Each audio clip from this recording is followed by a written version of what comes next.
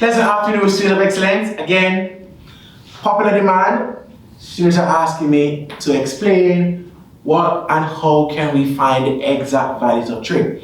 So again, for your 10s and your 9s, this is a very common topic for your 11s as well. However, your 11 exams have been finished, so we're going to use for your 10s and your 9s, possibly your 8s and 7s, because again, young people these days are brilliant. Now, you are asked to find these exact values, and these normally come on a non-calculator paper. So we need to now find a method in which we can use to support us in finding these values. Now again, very important that we understand and appreciate that one, trigonometry means prefix TRI stands for 3. So for example, triangle is a shape with 3 sides and 3 angles. So today we'll be looking at exact values of trigonometry ratio, and again we have sine, cos, and the tangent. Again, some teachers will say SOHCAHTOA to remind you of how to remember the sine, cos, and tan of an angle. However, for me, I'll go with the trigonometry ratios are the sine of any angle is the length opposite that angle divided by the hypotenuse. And by now, we should all know the hypotenuse is the longest length in the right angle triangle. By now, we should also know as well that trigonometry ratios only applies to right angle triangles. Now, if I want to determine the sine of 30 degrees, I'm going to first draw a right angle triangle. Now, I know that from calculation, the sine of 30 degrees is the length opposite divided by the hypotenuse. And I know that this is 1 and this is 2. So I know the sine of 30 degrees is equal to 1 over 2. So I'm going to remember that, I'm going to know that by heart. Now, from this, I can determine the missing length by using Pythagoras theorem. So let's say this length is x. I know this is a short length, that's a short length, that's my long length that represents my hypotenuse. So I'm going to use Pythagoras theorem to determine my third length. I'm going to say x squared plus 1 squared is equivalent to 2 squared. X squared plus 1 is equivalent to 4.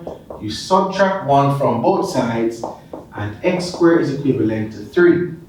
The value of x is the square root of 3, and this is the exact value of the short length.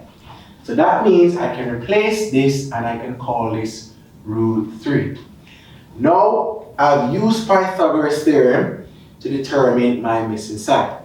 Now how do I then determine what is the cos of this angle? To determine the cos of this angle, I'm going to go to my ratio that says the cos of any angle is the adjacent length to that angle divided by the hypotenuse. So it means the cos of 30 degrees is equivalent to my length, which is adjacent, which is root 3 divided by my hypotenuse, which is 2. So my exact value of cos 30 is root 3 over 2. Now how do I then determine my exact value of tan 30? I can simply say the tan of 30 degrees is the length opposite, which is 1, divided by the adjacent length, which is root 3. So the exact value of tan 30 is opposite divided by adjacent. But again, I'm going to teach us some surds in the future, but for now, it is 1 divided by root 3. To make this into a nice functional fraction, I can rationalize by saying root 3 times root 3, and that becomes root 3 over 3. So it means 1 over root 3 is equivalent to root 3 over 3. So either value can be used, however, we normally use the rationalized version. So that is the value of tan 30 degrees. Now, using this same triangle, I can determine the sine, cos, and the tangent of 60 degrees as well. Because I know interior angles in any triangle must add up to 180 degrees. Therefore, this angle at the top must be 60 degrees. I'm going to then repeat this process for sine, cos, and tan. What does that mean? That means the sine of 60 degrees is the length opposite the angle, which is equal to root 3, divided by the hypotenuse, which is 2. So it means the sine of 60 degrees is root 3 over 2. How can I determine the cos of 60 degrees? So I go to my angle, so it's cos 60 degrees is my length adjacent, which is 1, divided by my hypotenuse, which is 2. So it means the cos of 60 degrees is a half. Then I'm going to determine the tan of 60 degrees. And again, the tan of 60 degrees is my length opposite, which is root 3, divided by my adjacent length, which is 1. And therefore, the tan of 60 is just simply root 3. So again, root 3 is called an exact value. So you do not convert root 3 to a decimal. You leave it in the surd form. Again, in the future, I will do some further explanation and videos on surds. But for now, just accept it as the exact value of tan 60. Now, let's look at 45 degrees. So we know if we draw this triangle, right angle triangle, this is a 90 degree. For this to be 45 degree, that's 45. That's also 45. If you go back to primary school, if you have two angles that are the same, it means that two lengths must also be the same because this forms an isosceles triangle. Therefore, I can call this length 1 and I can call that length 1 because that length must be equivalent to that length. So this is an isosceles triangle. Now, how do I determine the length, the missing length of this isosceles triangle? In this example, we're looking for the hypotenuse. So Pythagoras said the short length square plus the short length square is equal to the long length square. That is 1 plus 1 is equal to x squared. 2 is equal to x squared. If I find the square root of both sides, it means x must be equal to root 2. So that means my length that is missing is represented by root 2. Now, using that information, that is a step-by-step to find the missing length using Pythagoras theorem. Again, if you need additional support with Pythagoras theorem, go back and look at a few of my previous videos that we have looked at Pythagoras theorem in depth. Now, here is how we're going to apply the three trigonometry ratios to determine the exact value of tan. So firstly, it becomes sine 45 degrees. Here's 45 degrees. Is representing the opposite length, which is 1, divided by my hypotenuse, which is root 2. Again, as I just did previously, I can rationalize the denominator by multiplying the top and the bottom by root 2. Root 2 times root 2 is root 4, and the root of 4 is just simply 2. So that becomes root 2 over 2, and that represents my sine, which is root 2 over 2. I can also look at cos. The cos of 45 degrees is my length adjacent divided by my hypotenuse, so it becomes 1 over root 2. Again, I can rationalize by saying root 2 and root 2, and it becomes root 2 over 2. So it means this becomes root 2 over 2. Now, how do I find the tan of 45 degrees? Now, the tan of 45 degrees is, again, I go to the angle and I look for the length opposite the angle and the length adjacent to the angle. So it means the tan of 45 degrees is my length opposite, which is 1, divided by my adjacent, which is 1. So tan of 45 degrees is equivalent to 1. So it means in this space I'm going to put 1.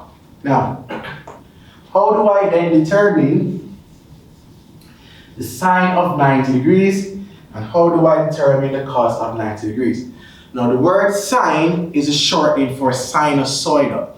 So for example, in your physics classes, you may look at what is called a sinusoidal wave. A wave-like motion or an alternative current. It goes up, it goes below zero, and it goes back to zero. Now, it means the sine of 0 becomes 0, and sine of 90 degrees is equivalent to 1. So the maximum value of the sine of any angle is 1. So the sine of 90 degrees is 1. You can also see here that this comes back to 0, and that goes to 270, and that goes to 360. So this is 180. So using my sinusoidal curve, I can see that the sine of 0 is 0, the sine of 90 is 1, the sine of 180 is 0, the sine of 270 is -1, and the sine of 360 is 0. And again, because it's a wave, it's going to repeat itself as you go along down the angle. So these are all the values I can get, the exact values from my sinusoidal curve. Now, what about the cosine? So for the cosine graph will look something like this. For the cosine graph, we're going to start from 1, we're going to go down, we're going to work our way back up to 1. That represents 0, that is 1, this represents -1. So again, you can see at this point, at 90 degrees, the cos of 90 should be equivalent to 0. The cos of 0 is equivalent to 1. The cos of 90 is equivalent to 0. The cos, again, in this case, and in that case, and in that case, and that's 360. So the cos of 180 is equivalent to -1. The cos of 270 is equal to 0. And the cos of 360 degrees is equal to 1. So again, this is the cosine graph, and these are all the exact values of cos. Now, the tangent is a bit different, and for the tangent, as you can see from our previous video as well, the tan of any angle is the sine of that angle divided by the cos of that same angle. So if we're trying to find the tan of 90 degrees, it becomes tan of 90 is equivalent to the sine of 90 divided by the cos of 90 degrees. But the sine of 90 is 1 and the cos of 90 is 0. Now 1 divided by 0, 1 divided by 0 is not equal to 0. 1 divided by 0 is not equal to 0. Now, what happens is, if you use your calculator and you input 1 divided by 0, you are going to see math error. At this level, math error means that number is so big, it cannot be programmed into the calculator. So what we will say at this level is, the tan of 90 degrees is undefined. Now in some books, you will see the symbol which means infinity, or an infinitely large number that will give it a symbol called infinity. Now, this is one method to show that the tan of 90 is undefined, but on your calculator you will see math error. Another way to do this is graphically. So graphically is to say, here is my graph that represents tan. This is for my 90 degrees.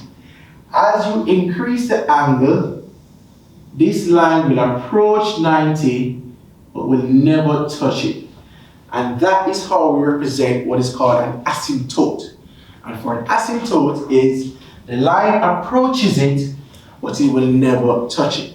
And again, that's why your tan graph looks like that. And if it goes to infinity, when you're coming from negative infinity, your graph will then continue on to look something like that. So again, this is what your graph will look like. That's a sketch of your tangent graph. So Again, quick summary, these are called the exact values of trig, and this is a step-by-step method you use to calculate these values. Thank you for paying attention. Again, this is another episode of Cruising Success, where maths is made easy at 1, 2, 3.